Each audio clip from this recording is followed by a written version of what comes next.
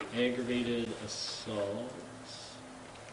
The first one, that was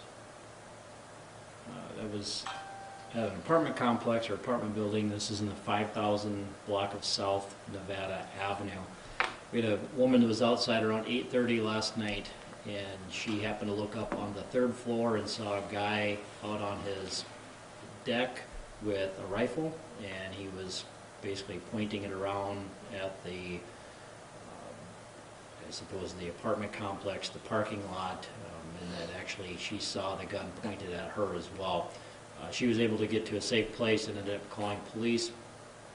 The officers were able to find out which apartment it came from and found the guy inside. He made a comment that he just got a new scope.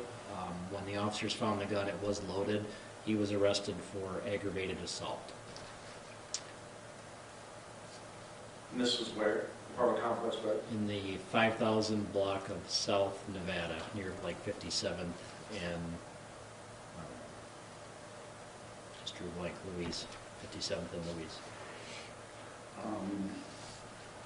So pointing a gun, if somebody sees that, that's... Yeah, the way the aggravated assault statute is worded, it's how the victim takes it.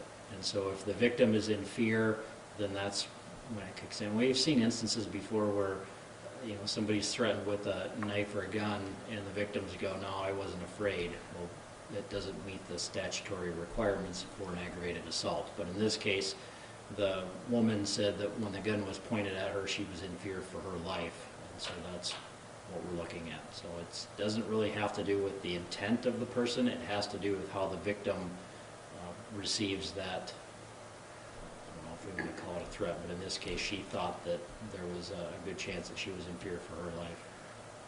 Does it make it worse that it's loaded?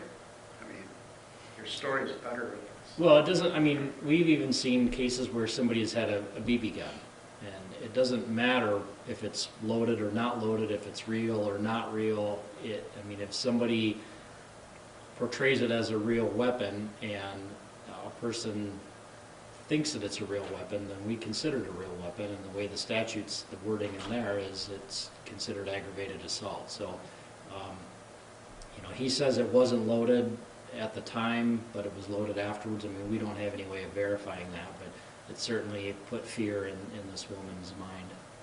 How old was the woman? She is 25. And she absolutely did the right thing by calling?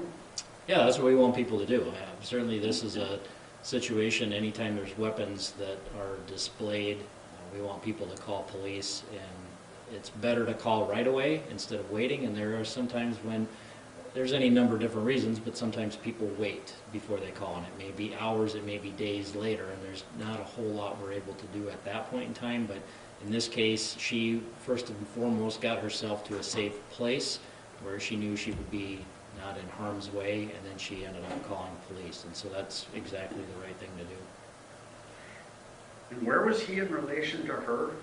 He was on a third floor balcony, and she was down in the parking lot.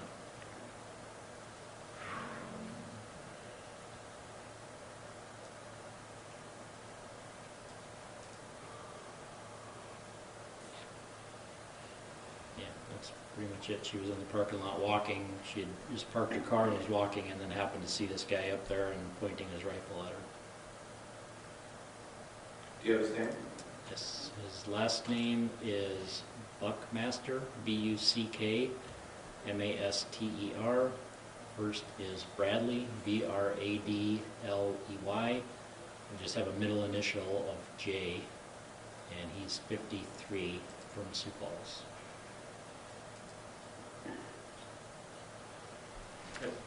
Just one last point, and he is out on the deck? Yes. Out in the open? Yep.